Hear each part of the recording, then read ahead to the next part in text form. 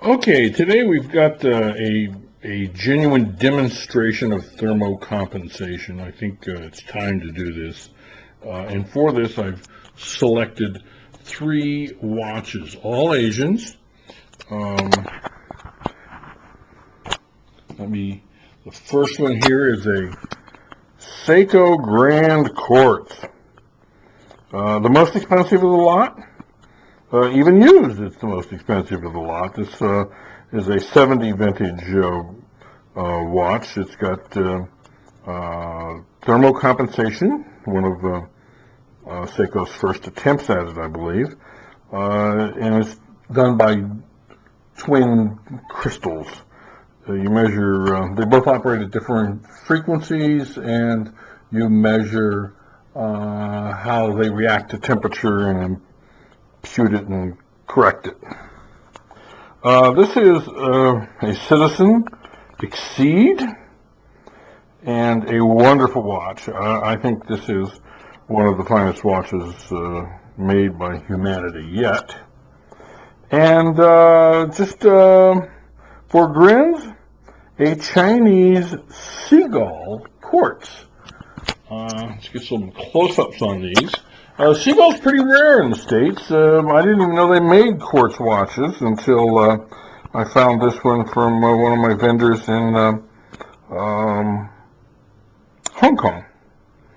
And of course the Exceed and the Twin Quartz. Or the Grand Quartz. Excuse me. I'm told that that symbol underneath tells you which plant made this. Let's take a look at the movements.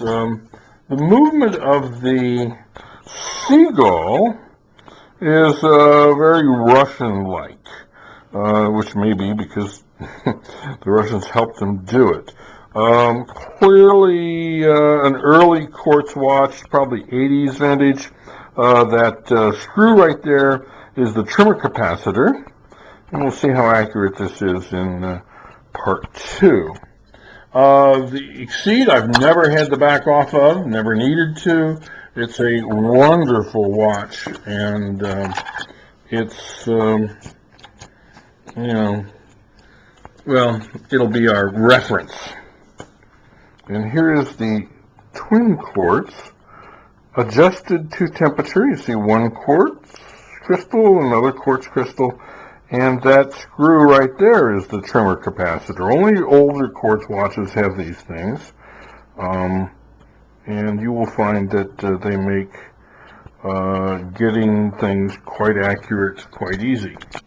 The tool that we'll be using here is a Citizen quartz tester, a CQT101, no longer available.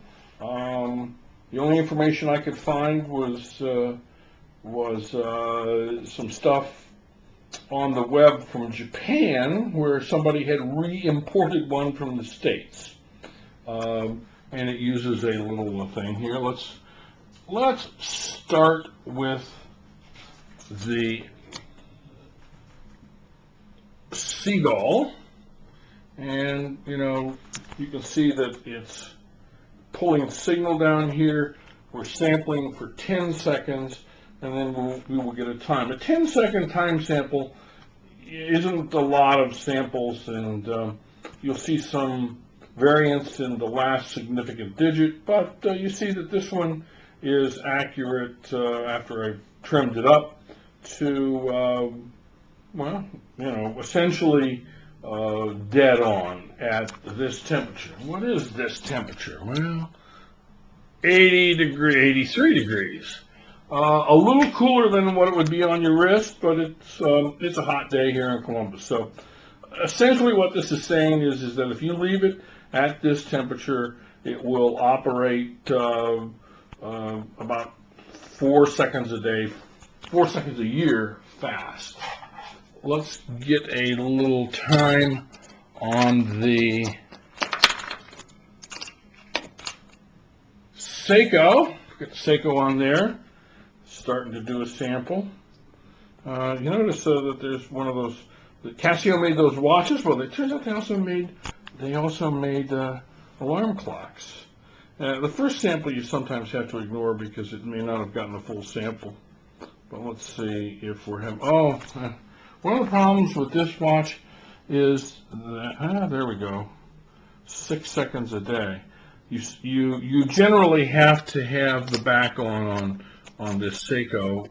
The capacitance added by the back seems to have some effect on this. And we'll see what this is. This is a Hamilton. This is a thermocompensated Omega. Just got this one in. Can't quite wear it yet. The bracelet's a little small. Oh, and here is the Tag Heuer Aqua Graph.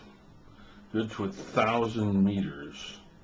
Okay, let's see what we're getting here. Let's see if this thing will sample. No. Yeah, okay. 600ths of a second a day slow, which is in 100 days you would get 6 seconds slow.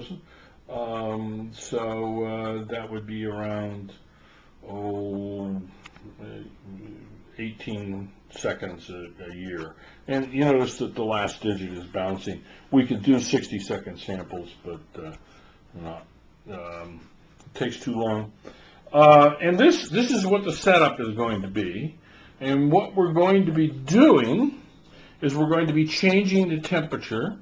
And we're going to take some component spray.